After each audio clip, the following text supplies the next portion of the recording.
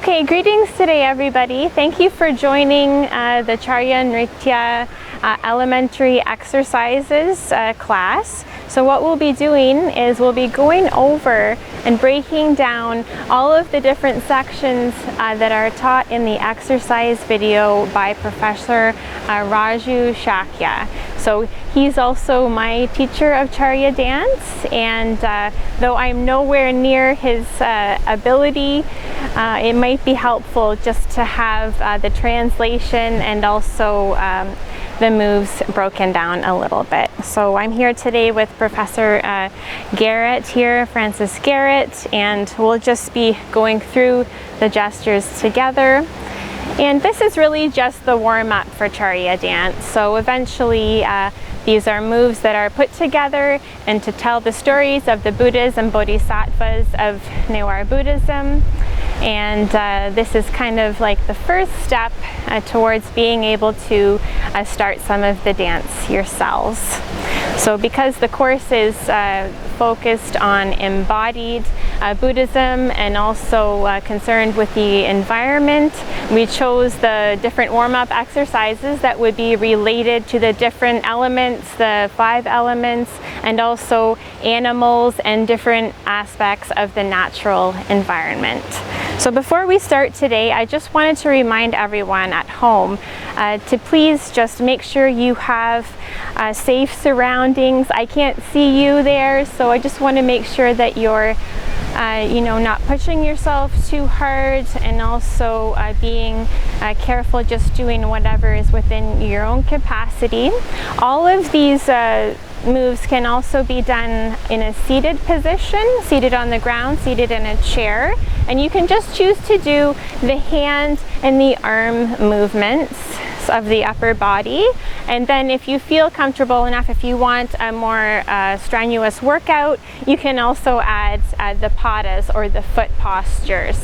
Okay, so we'll start then with the Guru Vandana. So this is making obeisance to the Guru. And in terms of the Newar Buddhist dance, we have Nasajya, or the Padma Nrityasvara. So we have the Lotus, Lord of the Dance.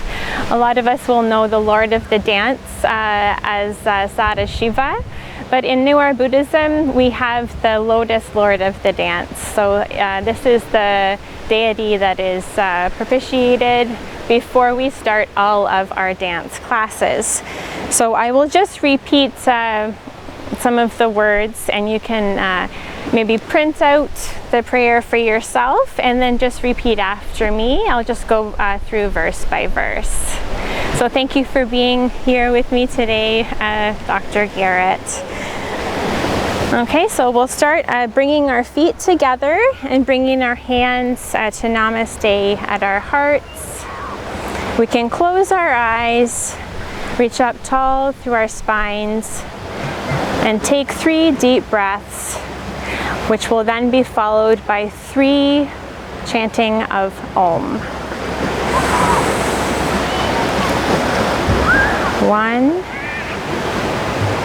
and inhale. Exhale 2, and inhale. Exhale 3. Take a deep inhale. Om.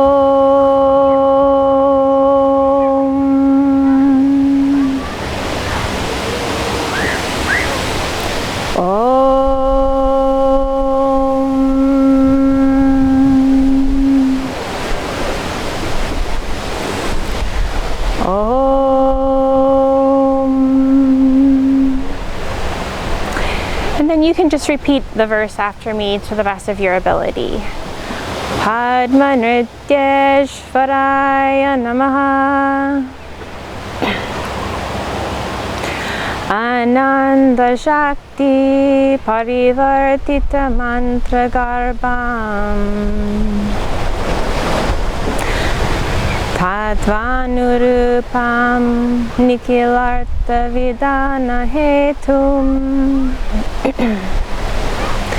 Ashtanga Sadhana Kara Parameshvaram cha Nateshvaram Sakala Siddhikaram Namami Om.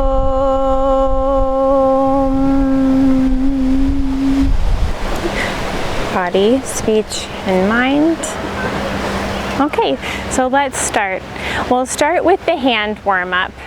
And I might be following a similar or a slightly different exercise that Raju Sakya did, but we'll try to cover all of the same aspects. So just rubbing and warming up all the sides of our palm and the exterior of our hand, rubbing together, generating some heat. Remembering to take our deep breaths. Okay? And then we'll do 3 claps. 1, 2, and 3. Now we'll do the palm rubs. So what we want to do is just make a fist here with flat fingers and push as hard as we can, going through each joint,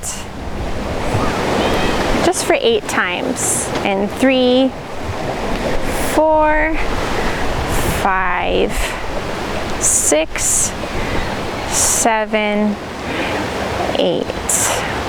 And now we'll do the finger waves. So we can take some inspiration from our surroundings, and we can just, as you see here, go through each joint, making those waves. We'll just have them all be pretty equal and symmetrical for now, and later we'll get into some more creative improvisation. Good, so really trying to round that off and reaching out and in again. Okay, good. And now we have the prayer hand waves. So this is a little bit tricky, and Raju's a lot better at it than I am. We can practice by just doing a little caterpillar along our arm with both hands. So just getting that kind of feeling where you're moving through the metacarpal there area. Okay, and now we need to do it together. So we'll do it as the same, and we're trying to get that movement, in across here. So for now, just try to push to the one side, good, and push to the other side, good. And then try to get a little bit of a wavy movement in there. Okay, so at our heart, prayer hand waves, and prayer hand waves up and down. Prayer hand waves up, reaching up to the sky and down to your heart. Prayer hand waves up and down to our hearts. Okay, so now we'll start with the rotations.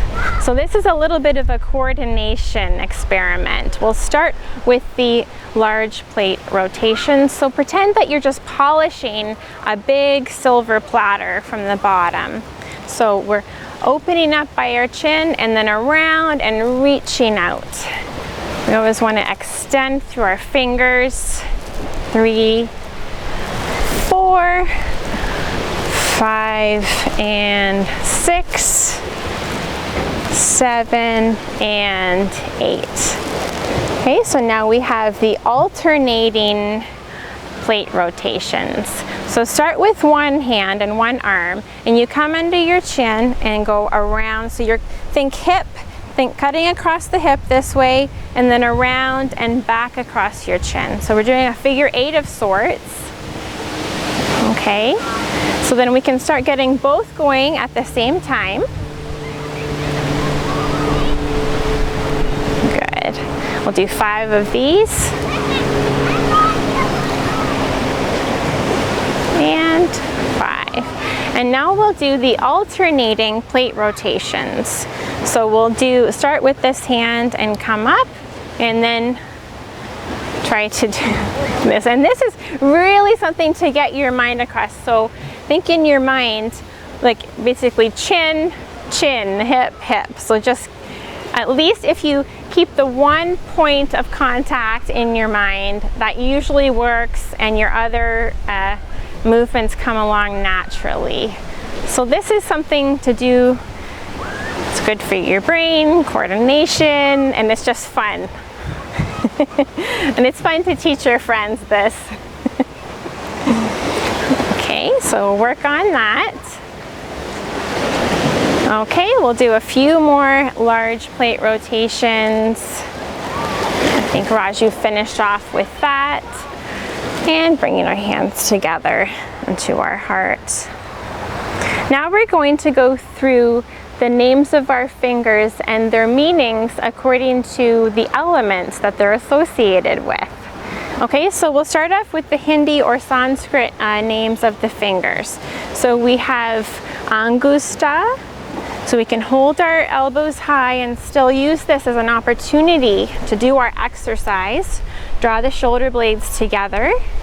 We have Angusta, and stretching it up. Tarjani, Madhyama, Anamika, and Kanista. So you want to try to isolate the movements.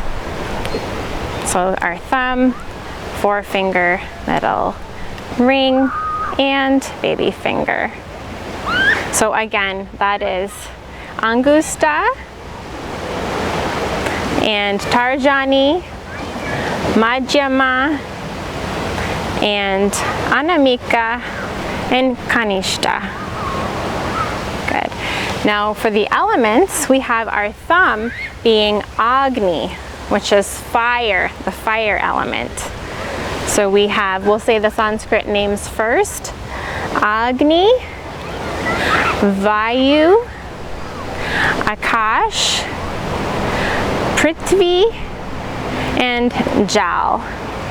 So we have fire, air, space, earth, and water. Okay, good. So what we want to do then, just relax your hands now, and we want to do a meditation, very short one, on balancing the elements through actually joining our fingertips. So we're going to join the Agni with the Vayu, so that we're joining the fire, and we just gently rub our fingertips. This is part of the warm-up too, that I think Raju left out. So just think, you can close your eyes if you like, that you're balancing out the fire with the air and fire with the space. So we can think, if we have a rosary, which we'd be using to count the mantras, you could also count the mantras on a rosary like this in different ways with each finger. So we're joining the fire with the space, and fire with earth.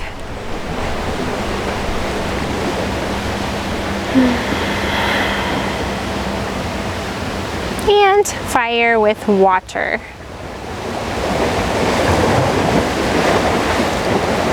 And this kind of reflects the way in which this form of dance is not only a performative kind of tradition, but it's also a healing and a meditative tradition.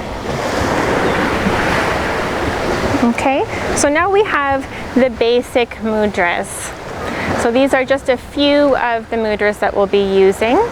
And so we'll start opening up our hands, and we'll go through each finger again. So in this case, we want to keep our hands flat, like this, and just try to bend the finger at the joint. Yeah, very good. So we want to join the pointer finger, the index finger, with the thumb, and this is Jnana. So I think Raju's pointing this way, but you can't really see from the side. So we have the Jnana mudra, the knowledge mudra. And then you have the lotus, and you want your other fingers to be as straight as possible. Good. And this takes a daily practice. We have to practice this every day because in the dance, we'll have to do it quite quickly. So the lotus, the Padma Mudra, and then we have the ring finger, and this is the Shakti Mudra, okay? The mudra of power. And then we have the thumb joined with the pinky finger, and we can concentrate on having the other 3 fingers together and straight. And this is the Rakta Samachari. So this means blood circulation. So this one is supposed to be good for blood circulation. Okay, so now we can do it in a relaxed manner, and that's what Raju was doing very quickly in the video. So we can just kind of go through one. So we'll just say the finger like index finger, middle finger, ring finger, baby finger, pointer finger, middle finger, ring finger, baby finger. Okay, and just 1, 2, 3, 4, 5, 6, 7, and 8. Then we went on to some of the other more difficult mudras. So the first one he introduced, I believe, was the other form of jnana. So for the other form of jnana, we want to be having a circle, and then we want to have all the other 3 fingers spread wide and straight. Good. You have some alternatives like this and more round, but for our purposes, we'll make it more round and joined at. Okay, so from the jnana then, we go into the dharana mudra. So dharana means holding. And what we need to do here is, you remember maybe when you were little you did the shadow puppets and you made the one for deer. So you can just do a simple deer like this, making the ears nice and straight. And then what you need to do is take your ring finger and draw it up your middle finger as high as you can.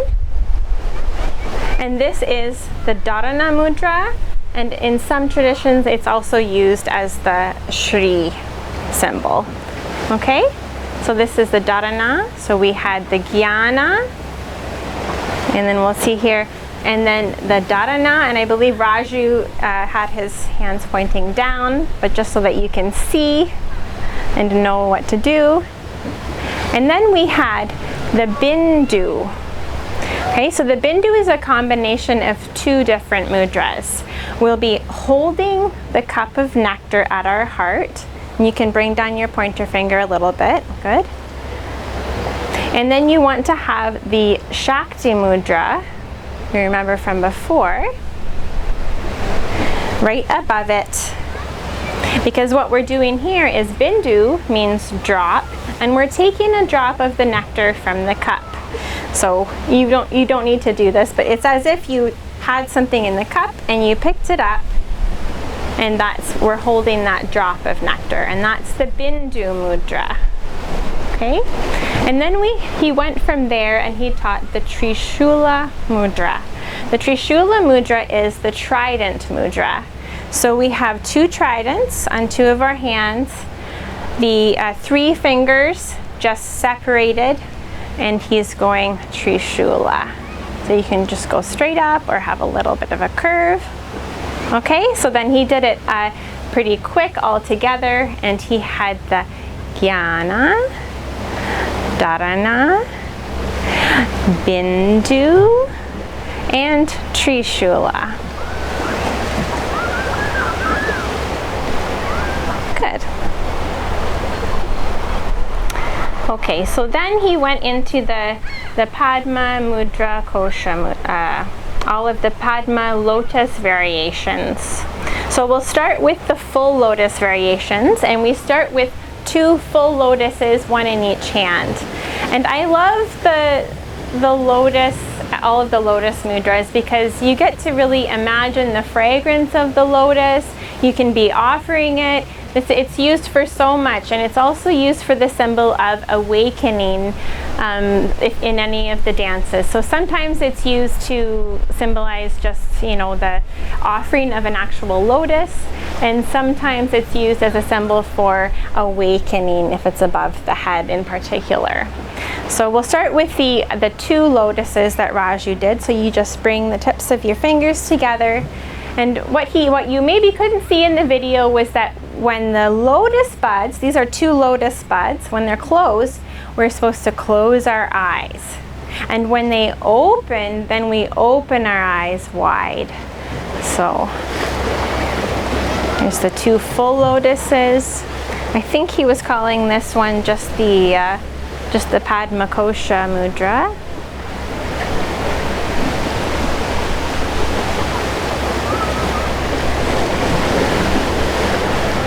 So we're waking up with that blooming lotus. And then he did the one with the 2 hands. So just a simple one, we'll be joining the fingertips and then opening at the heart level and blooming again with the closed eyes and opened eyes.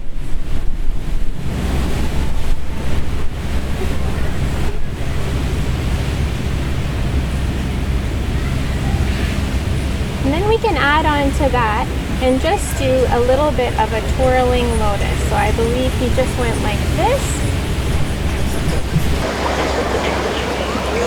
So you get into more of a sequence, joining the outside of your hands and in here.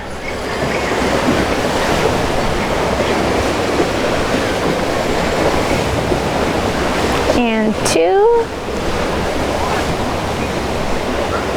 And 3. Good.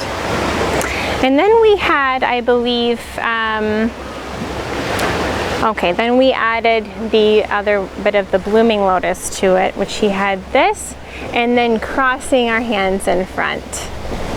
So again, we can do the blooming lotus and crossing our hands. Blooming lotus, crossing our hands. And then we added the dance posture to it. So we have the nritya. So you have your left hand coming across and your right hand with the palm up. And this is the dancing, this would be like the Lord of the Dance dancing posture that we've seen in statues. And we do this first, then we join our wrists, come all the way around, and then open and cross. So he did this quite fast. So we did, okay, dancing, join, open and cross. Dancing, join, twirl around, open and cross. Good. So when we're twirling, and we can do this, you know, from the bottom, we can just keep going. So it's as if you're doing this and you're just joining your wrist. So you just keep going around, around, around, around, and around. Okay, so this one, we will start from the bottom and come all the way up with the swirling lotus. 3, 4, and lotus bud, opening and cross. From the bottom, up, down to up, 2, 3, 4, 5, lotus bud, opening and cross. So then I believe that was all of the full lotus variations. Now we have the half lotus variations. This is a really good arm exercise. So this is Ala Padma, that means half lotus. And what we want to do is, instead of having out like this, you want to have your wrists bent in, and you want to be reaching out with your arms. So we want to maintain that posture for the whole time. So reaching out front, 1 and 2 and 3 and 4 and 5, 6, 7 and 8. And now we go up. 1 and 2 and 3 and 4, This is like sprinkling lotus petals everywhere. And finish. Okay, so now we can just do an arm stretching exercise and come back to the Jnana, and that's what he did in the video, and just stretch out your arms as long as you can while joining your shoulder blades together. Very good. Okay, so now there was one more, I believe, which was throwing the lotus petals from the full lotus. And I think it came something like this that he did. And so you got full lotus, blooming.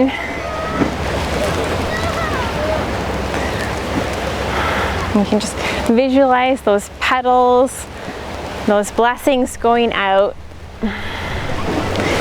to everybody, our loved ones, our enemies, anyone who needs some love. Okay, so that is the end of the Padma Kosha series. Now we do holding lotus. So we have holding our lotus stems. Okay, with our baby fingers extended. And we start, I think he just started with the one, with the right. And we like to look to our hands.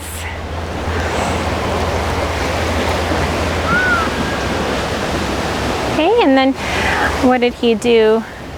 Holding the lotus. So usually we do the holding the lotus one, and you can have your other arm in resting. So this is the resting position. We'll cover this a little bit more later on. And you have one lotus holding, and you look out and then switch. So you have a mind to then put your right hand in resting and hold the lotus. And switch. And switch. And switch. And switch. Okay, then we had the alternate lotus position too that he did, which is pointer finger, and you have your ring finger and the baby kind of coming up in stages, but curled down. So we think of this then as our lotus stems. And I believe he just had the pointing again up to the corners, 2, 3, 4, and then he did one at the heart and doing kind of a nritya option there. 2, 3, and 4. So now we'll just start the 8 auspicious symbols portion here, and this is called the Ashta Mangala. So we have these 8 auspicious symbols that are used sometimes for offerings, and the first 4 are the endless knot, the lotus, the victory banner, and the treasure vase. So first we'll start with the Shri Vatsa. So we intertwine our fingers near the end and bend over our hands. And this is the endless knot.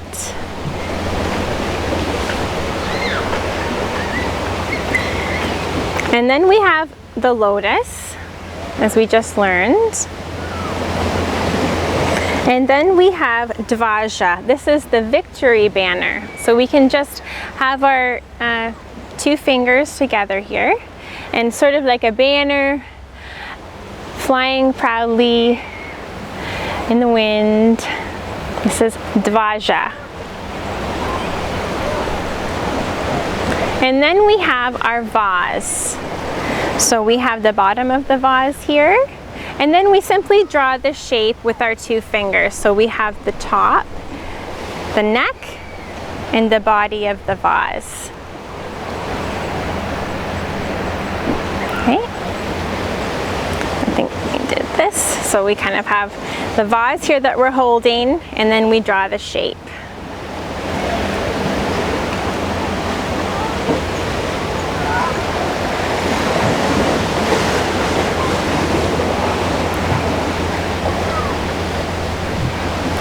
Then the next 4 are the yak tail fly whisk, umbrella, the 2 golden fish, and the conch shell. So first is the yak tail. We just have the yak tail making a fan kind of motion here.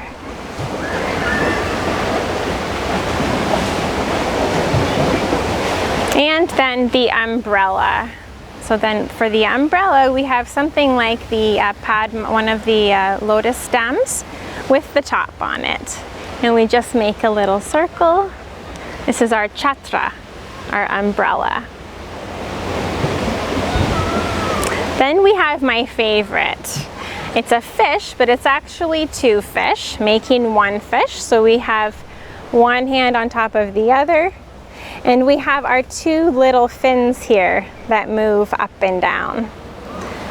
And we can just feel that buoyancy of the little fish or the big fish swimming through the water and kind of darting in and out, up and down through the waves. You can just get a real feeling and make sure those fins are going at the same time.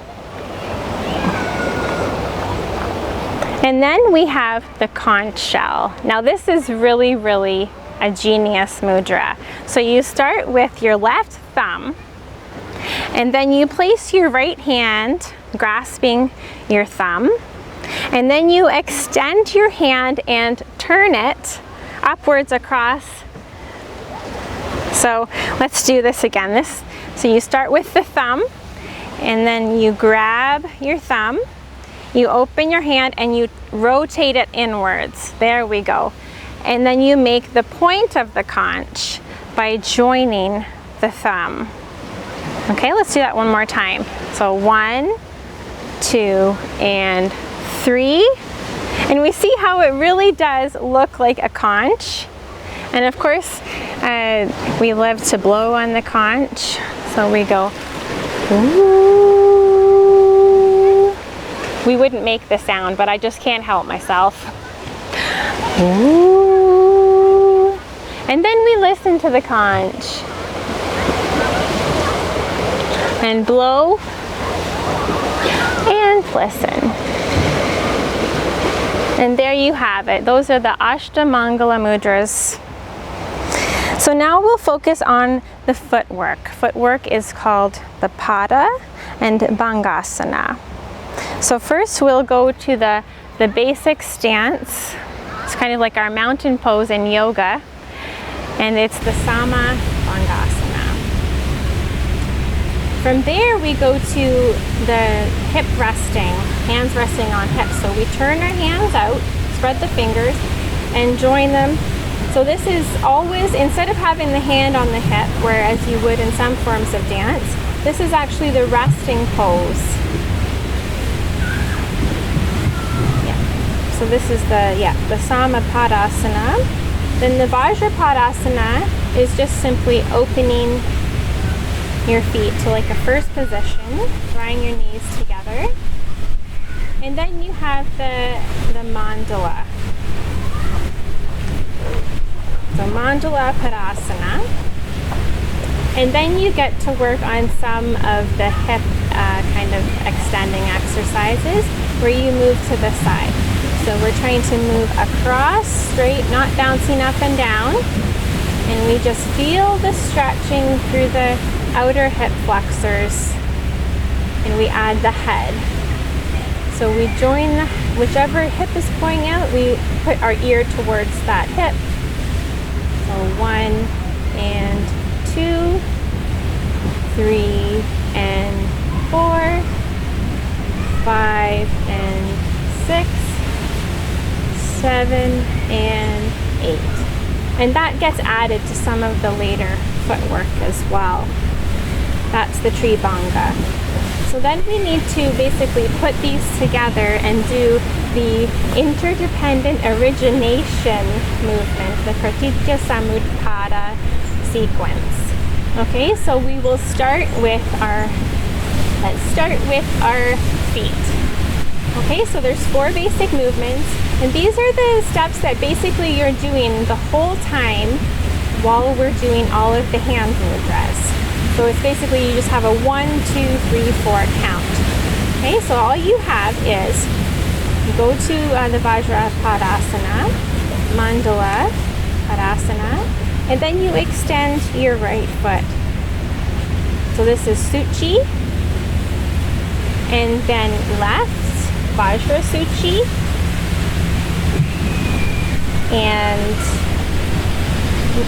not Nirtya, sorry, I'm blanking out. Oh, sorry, never mind, let's do that again. Alida, Pratyalida. Good. So right is Alida, left is Pratyalida. And Suchi and Vajra Suchi. Now you have different kind of levels of doing this. Some of you could do a simple one by just joining heels to heels. And then you have deeper ones that go behind for the Suchi and Vajra Suchi. And then you have the deep Vajra Suchi and Vajra Suchi, deep Suchi and deep Vajra Suchi. Okay, so these are it's the 1, 2, 3, 4 count. Okay, so Alida, Pratyalida, Suchi, Vajra Suchi. 1 and 2 and 3 and 4. 1 at the hips more, 2 and 3 and 4. Good. So now we have to add our hands to that. So you have the basic resting posture. So we do count of 3, 1 and 2 in the middle, and 3. This is as far as we go here on this 90-degree angle. So 1, 2, 3.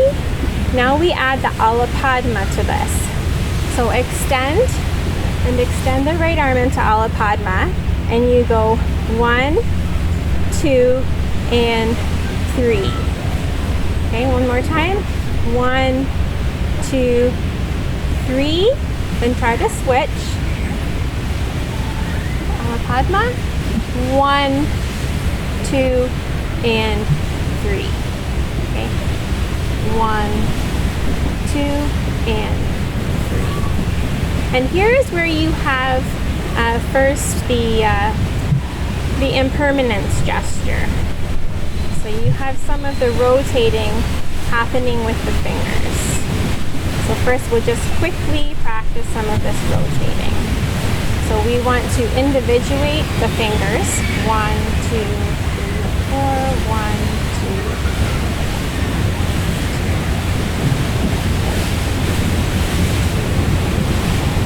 And then sometimes it's easier when you do it a bit faster, because you can just think of coming around and coming around and coming around towards yourself, making a big circle with your pointer finger.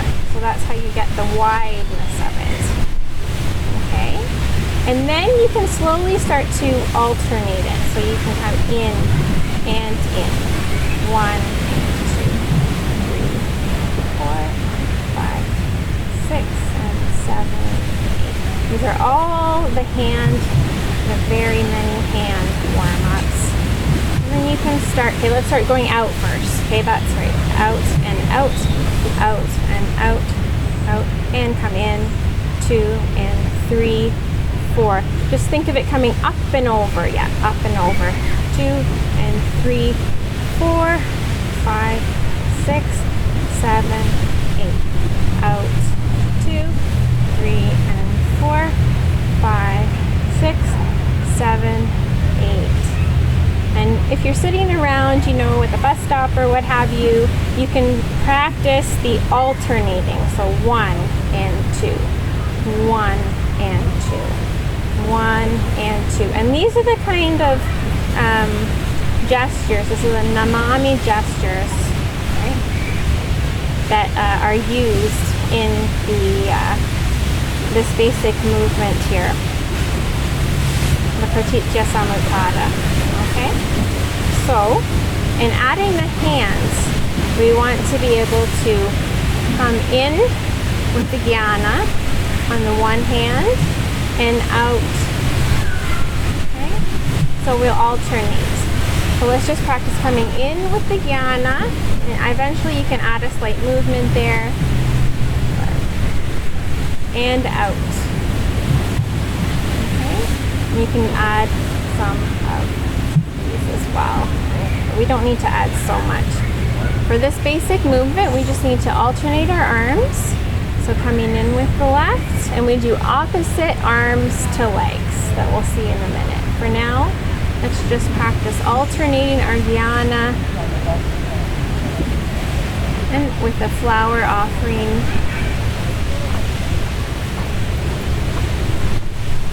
We get those fingers moving alternately. Good. So then we add the foot movements to this. And we can do like kind of up, 2, 3, and 4, and to the side, 2, and looking right to the side. So there's all of these variations, looking to the corner. Good.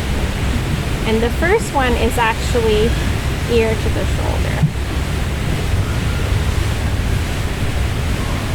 Okay. So now let's try to put it all together, okay? So remember we have the 1, 2, and 3, 4. So right, left, and right, left. Right and left, behind, behind. Right and left, behind, behind. Good. Right and left, behind, behind. So we want to have the opposite arms than legs. So when we step out, we can reach out with our left arm and reach out with our right foot. Okay, good.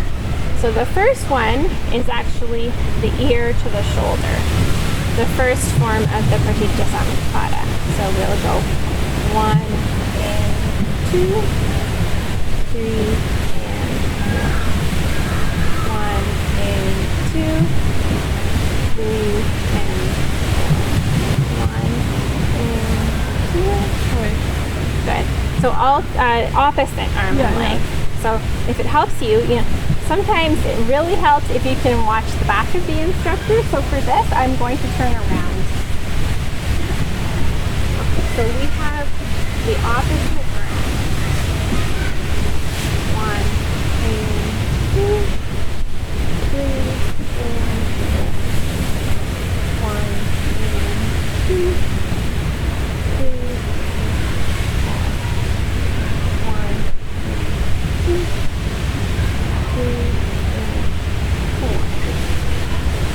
So now what Raju does in the video, if you're all curious, he does 3 different variations. The first one is with the ear to the shoulder, and the second one is on an angle here. And then the third one is looking directly to the hand. So if let me just have a little drink of water here. If we just do the hands for that alone, it's probably better. And then if you're practicing with the video, you can just do the hands if you like and slowly start to add the feet. The feet also have a slight variation, but I think, for now, just doing the basic 4 is a good idea. Okay, so just quickly I'll go over that. We're doing ear and ear, ear and ear.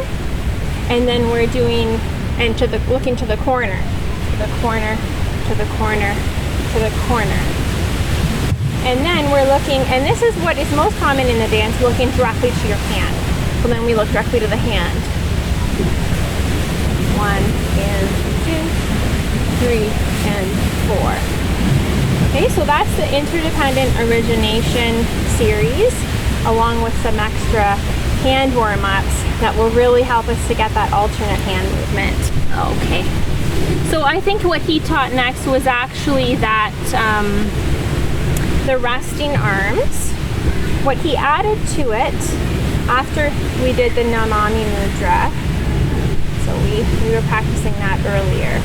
He did the Namami Mudra on both sides, the Mudra of impermanence. And usually we're moving and running and doing different steps while doing this. And then what he added to that was doing that Chakrapada and the Mandalapada. So especially if we're embodying the Buddhas and Bodhisattvas, we're always in the middle of our mandala. So in the middle of our mandala is most often a lotus and the sun and moon cushions. So we have to visualize ourselves as rotating, just like the syllable would rotate in your heart. You'd be rotating on that sun and moon cushion inside your lotus. So if you have a carpet with the big flower on it, that's awesome. Sometimes I like to do that. Or you can just imagine standing on the middle of your lotus and turning. So we're adding that Namami Mudra. Okay, so we have the extended finger and the 90 degrees, the Namami Mudra, and we're just turning on the ball of our foot, the balls of our feet. Okay. And then for the Chakrapada, you're going around the outside rim of your lotus, and that's what he's doing. So there's a step forward into that. Now, I don't want to fall off the rock either, so usually we do a very large circle. We'd be traveling faster on the whole stage or the whole platform for that. So we have the Chakrapada is the small circle, the Mandalapada is the larger circle, and that's what he's doing there. And now we have the 5 Buddhas.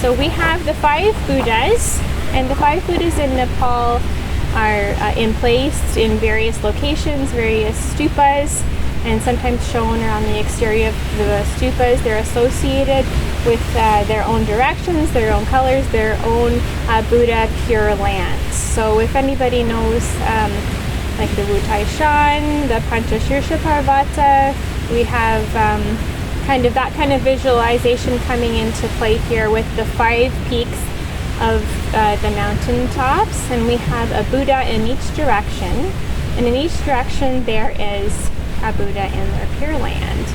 So we have the first Buddha, who is actually has the mudra of the touching the earth. So I thought we should do that for this class, since that's been involved in the class. So, and that's the Akshobhya Buddha. So the Akshobhya Buddha is blue and in the north, and we have the hand gesture of meditation. So sometimes we have the dhyana, and this is like a half dhyana. The dhyana is the meditation. So we have kind of a half meditation posture, and then you have the touching the earth here. And if you're on the ground, you can actually touch the earth and take this position, being Akshobhya Buddha.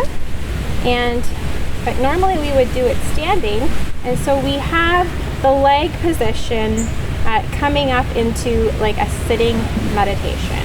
So we're trying to bring that leg in as much as we can and kind of sit down there. So like we're a Buddha in meditation, and Bhumi Sparsha Mudra. So this is Akshobhya Buddha, the first one.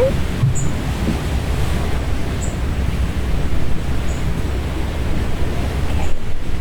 And then we had the Ratna Sambhava. So Ratna Sambhava is yellow, and we have again the same meditative posture. The other leg, our left leg raised. And then the mudra we take is the bestowing blessings. So remember the palm rubs that we were doing earlier on. We can just do one of those where the Ratna Sambhava is bestowing blessings. Okay, so then we had the one leg in the meditative posture. Okay, so we have the Akshobhya Buddha, Bhumishparsa Mudra, and then the Ratna Sambhava Buddha bestowing the blessings. Then we have Amitabha Buddha. So we have the associated with the color red and the Pure Land Sukhavati. So we have Amitabha Buddha is just sitting in the regular dhyana. Okay, and the right leg raised. So sitting as a Buddha in meditation, looking forward with no fear and hope, feeling happy. Okay, Amitabha Buddha. And then we have the Amoghasiddhi Buddha. So Amoghasiddhi Buddha is associated with the color green and is in the fear, the bestowing of fearlessness gesture. So we have this gesture being the bestowing of fearlessness. Okay, and then again, just with the right leg raised. Okay, and then that's what Raju was doing in the photo, in the video. Okay, so we had the Akshobhya Buddha, which was doing what? Touching the earth first. Oh, yes, that's right. Bhumi-Sparsha Buddha, Akshobhya Buddha, sorry. Touching the earth. And the Ratnasambhava Buddha, which was the bestowing blessings. Amitabha Buddha, sitting in meditation, the Dhyana Mudra.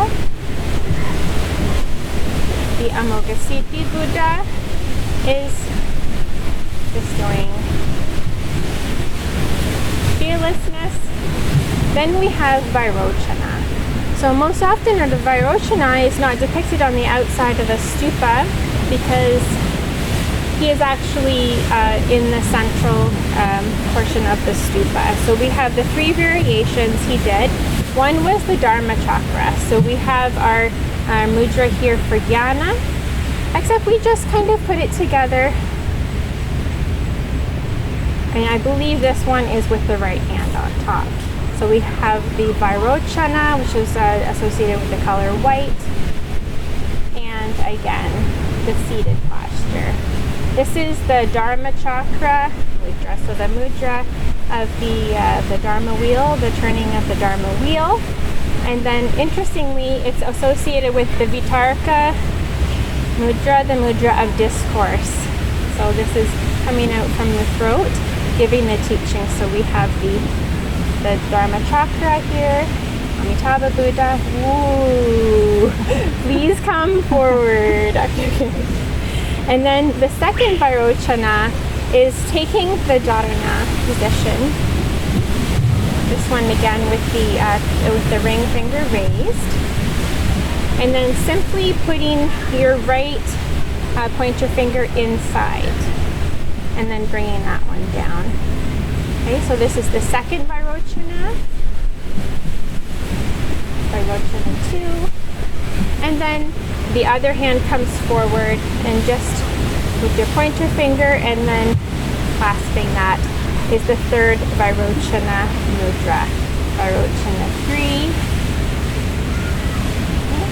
So he does the Vairochana 1, Dharma Chakra, Vairochana 2,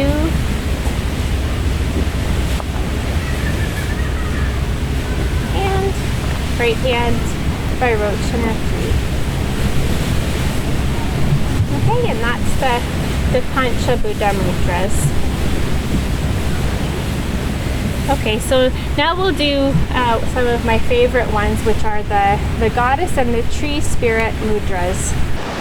Okay, so now we'll start with the Goddess and the Tree Spirit Mudras. So I'll just go over this a little bit more briefly than he does with all of his variations, but just to quickly explain the basic postures. So we have the leg posture here is called the Pralamba Padasana. So you have a nice deep seated position, and it gives us a nice workout in this way. So this is the seated position for the Goddess Mudras. And when he was doing this, what he's actually doing is, if anyone can guess, is holding a child on your knee. So this is the holding of the child. 2 and 3 and 4.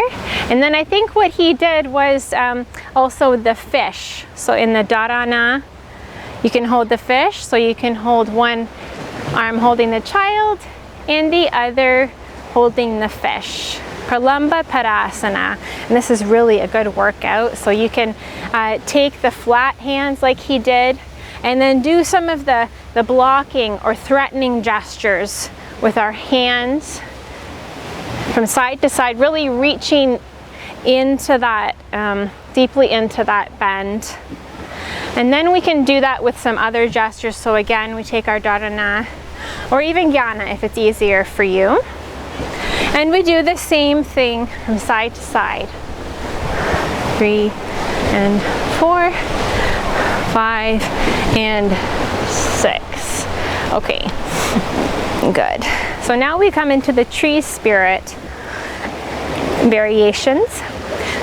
So for this we have some legs crossing in front on alternate legs. And I think he had the basic one being holding the mirror, and then I think the fish again, and then just alternating that. That's what he was doing. But then the tree spirit one is a deeper bend, and we have something similar to the nritya, to the dance posture. Again, we see we use this dharana as a very kind of foundational mudra. So we have the tree spirit one with one at the heart and palm facing up, and a nice deep bend. This one is called the voluptuous tree spirit. So we're holding the tree, and we also see the Maya Devi, the Buddha's mother, notably taking this posture. And then we transfer to the other side.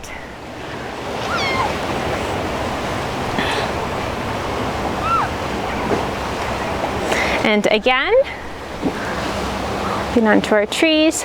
And you can also have some alternate versions, which he added by lowering the hand.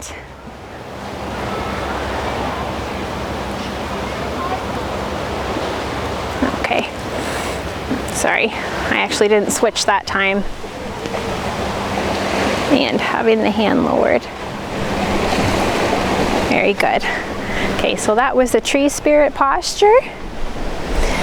And it's actually called the Sala Banjika Mudra, and I think that's what Raju was saying in the video. So then we go on to the elaborate Pancha Tattva Mudras. So we had our fire, air, space, earth, and water. Now we have the elaborate kind of very fun and improvised movements that go along with that. So we have the fire that he was doing. So from side to side, we have the flames. This is always the flames, the shaking of the hands here. We have it up and around. Okay. And I think that's what he did, just from side to side. And you can really go wild with this, really feeling the heat, generating that heat in your body.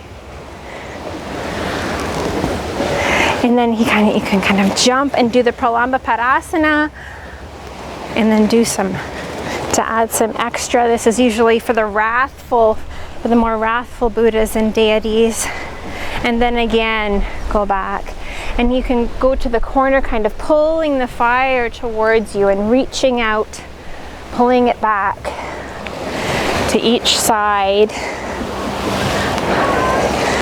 And when you come to Pralamba Padasana, you can also just kind of have the fire coming up and down, taking deep breaths and feeling that heat. Okay, so that's the fire. And then we had the wind. So what he was doing, actually when he, in the video, I noted that he actually does space first. So for space, when he's doing this mudra, he's pointing to outer space. So he's going around just simply with this one that's similar to the lotus, and just pointing to the sky. So he's pointing to the sky.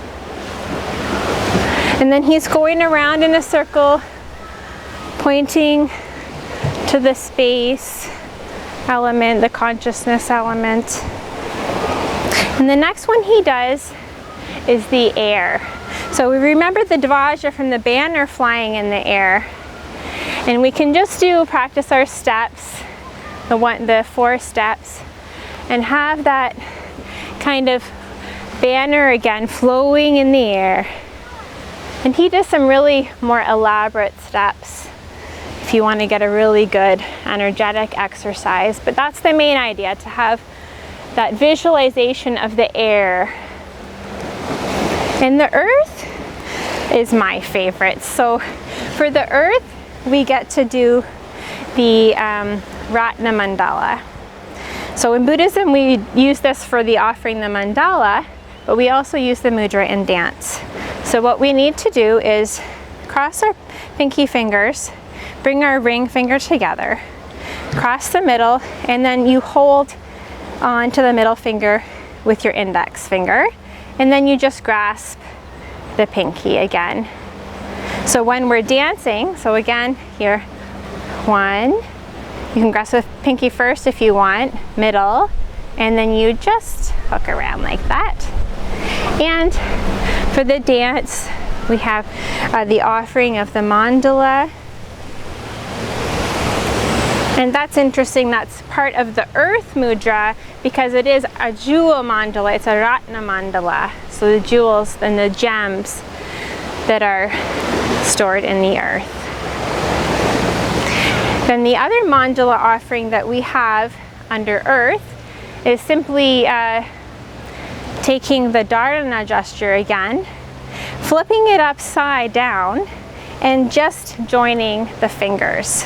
So we have this quite a bit too. So we have the offering of the mandala, and very often we'll also do a circle as we do this.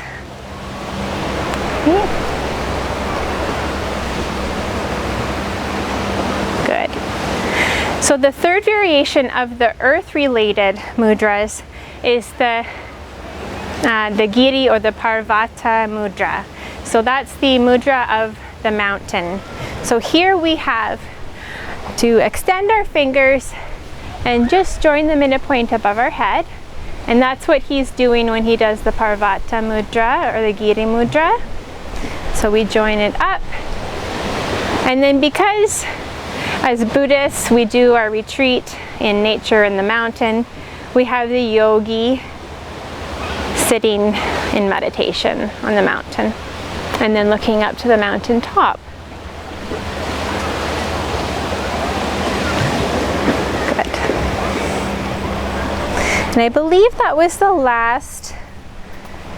No, we still have the water. How could I forget the water with all these beautiful waves? So then again, he had the water, the waves. So we just have he was stepping side to side again. And then he was doing a really nice little one where you kind of jump and play in the water.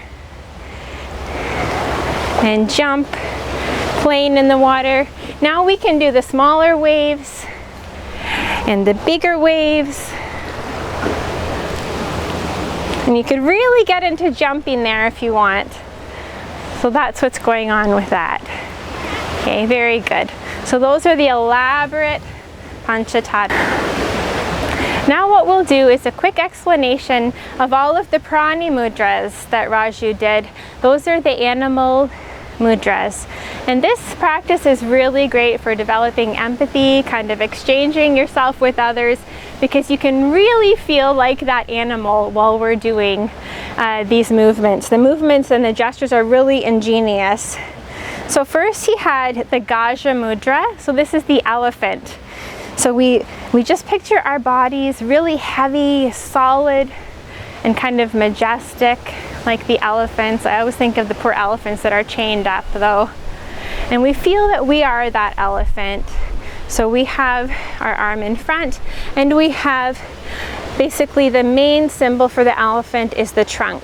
So we have the elephant's trunk in front, and what we do is we just have the Chakramanapada where we walk forward and we take the steps back. Okay, so 1, 2, 3, 4, and then back again.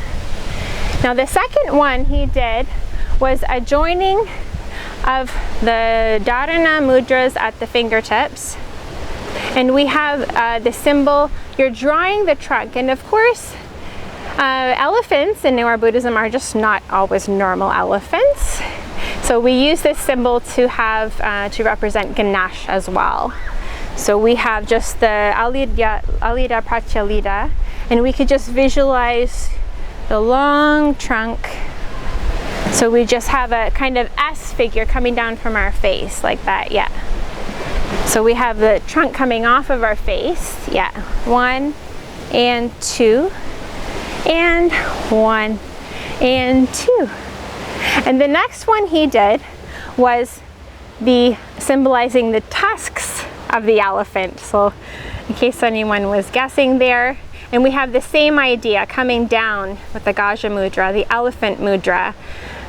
1, 2, and 1 and 2. Good.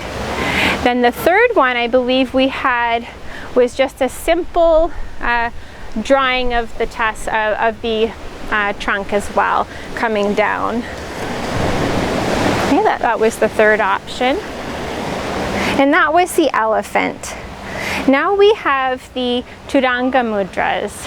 These are the horse mudras.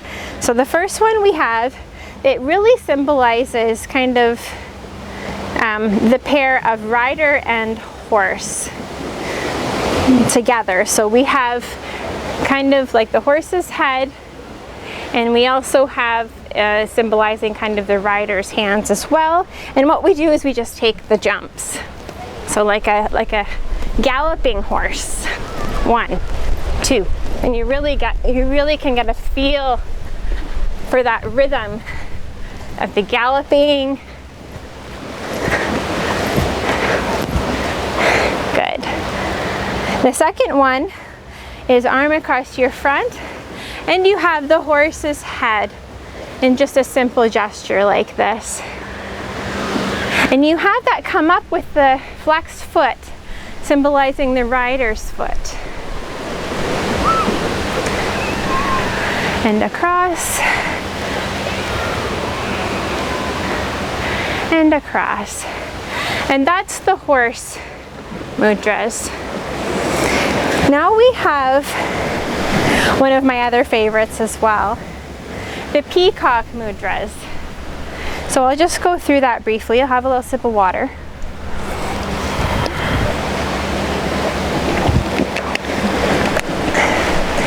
And we've all seen the peacocks, how they kind of have their feathers down, and they slowly open the feathers, and kind of how they flicker, how they kind of quiver the feathers. So here, with all of the Sikhi or Mayura mudras, we reach forward with a proud peacock head, a long neck, and we have those quivering feathers. So we kind of reach forward with the head coming forward, and slowly our wings come back, and we have our tail, the plumage coming out. And we could really feel as if we are a peacock. So the addition to that would actually be to raise the leg. So we would have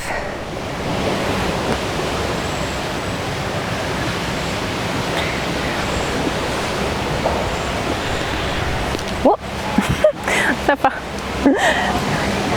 Try that again. There we go. And then the addition to that next would be folding forward and then coming up. So these are all the different peacock, folding in and opening up.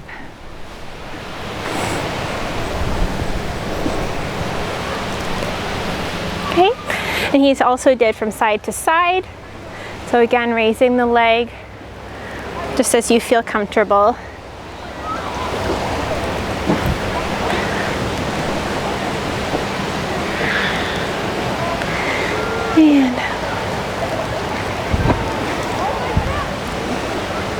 And that's the Siki or Mayura Mudra. The next one has two variations, and it's the Garuda Mudra. So we have a Garuda is a mythological animal in Buddhism, and it actually holds a snake in its mouth and in its talons. It represents the snake of ignorance, and it has the body, the upper torso and face of a man, and the lower body and wings of a bird. So what we have here is we come down to our knee on the Janupada Mudra, or the Janupada posture, and we just simply open up our hands as if we had our big wings. And we try to really push the air.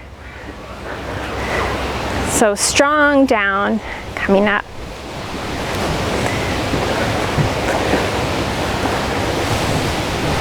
Good. And the second one is fairly simple, just the butterfly posture that we all learned when we were younger, perhaps. And we can just do this. And those are the two Garuda variations. The next one is the Simha and Vyagra Mudras. So this is the lion and tiger, which is really, really fun. And it might remind you of some yoga positions as well. So again, we take that handy Dharana Mudra, and we just open the mouth of it like this. And what we're going to do is we're going to have some expression on our face this time of a kind of a lion's face. So coming forward.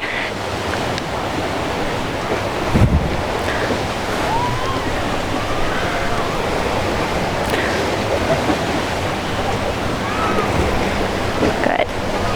And then we have the same position, the same movement, but with jumping.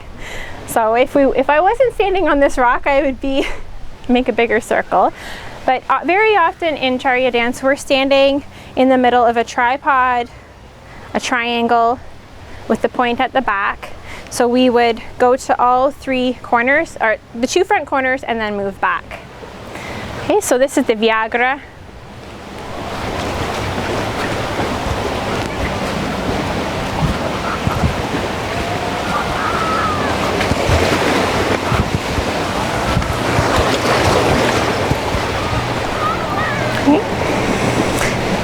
And then we have the lion. So this one is a little bit different, and we actually extend our tongue. So for this one, we just have our hands wide. And we can think of our hands wide as representing both the mane of the last one was tiger, not lion, of the lion, and the paws of the lion as well. So we have coming forward,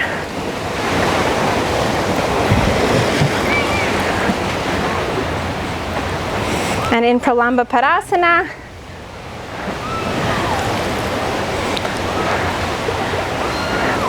and then we have alternate legs and arms, kind of like a stalking lion.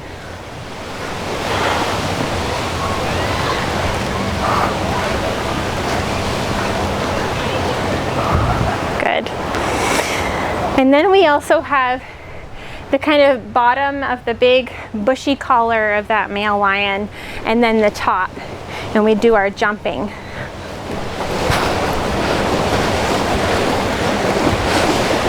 And then change. That's the lion's big bushy mane.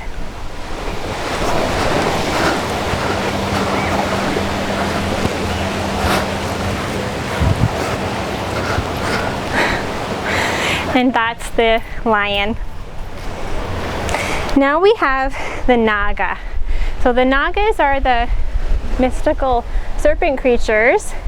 Some of them are thought to have stored the Buddhist sutras under the water, and there's all kinds of legends and stories about them.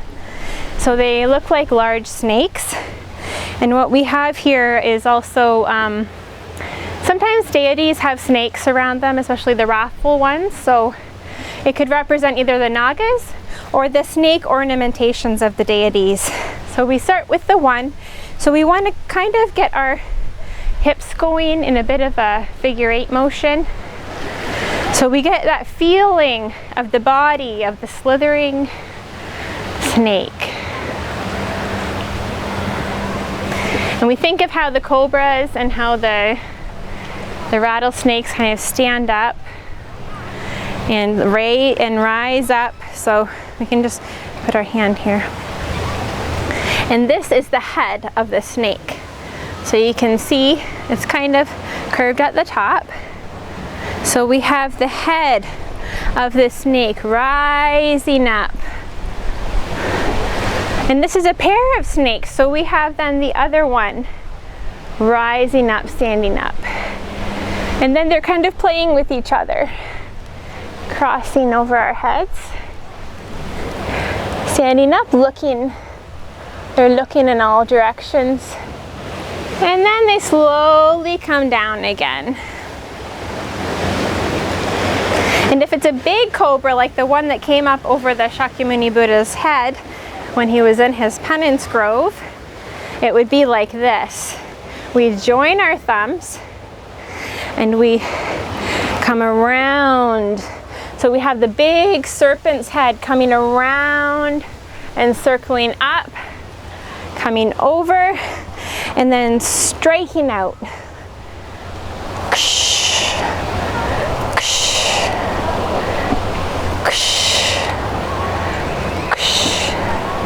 And then circling down again. And that's the Naga Mudras. We have one other simpler one, which you have kind of like the venom of the Naga symbolized coming up. And alternate like this. Okay, so here we have the Naga's heads. Then we have the Mahisha Brisha Mudra. This is the ox or the buffalo. So this is fairly simple. Again, just the single pointer finger representing the horns. And you could see how Raju in the exercise video was just kind of coming forward. But we have a little, you know, like pawing at the ground, a little jump and a kind of charge. Then we have pawing and kind of jump and charge. And jump and charge. And then we have kind of like how they go around in a circle. And then charge. And that's the buffalo. Then we had the last one, which was the deer. So we have the deer coming up on the one side. And as you raise your hand with the deer's head, you can just raise your leg. And so just practice with the deer's head and the alternating sides. And then you can join them two together. Okay, raising the one and coming down with the other. Raising the one, coming down with the other. These are 2 deer. And what we want to do is just kind of raise the one leg. 2 deers playing in the forest. And they're having so much fun. They're jumping here and there. And that's the Mriga Mudra. Thank you very much. We'll conclude now. So we'll just conclude with a chanting of Om 3 times. Taking a deep breath.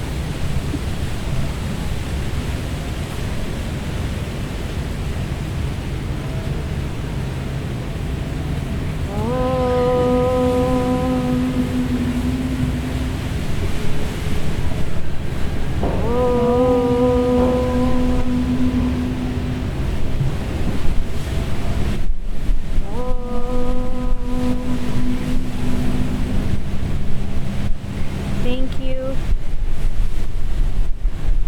I hope you enjoy, and I hope you enjoy studying the Caryā Nepalese Buddhist dance.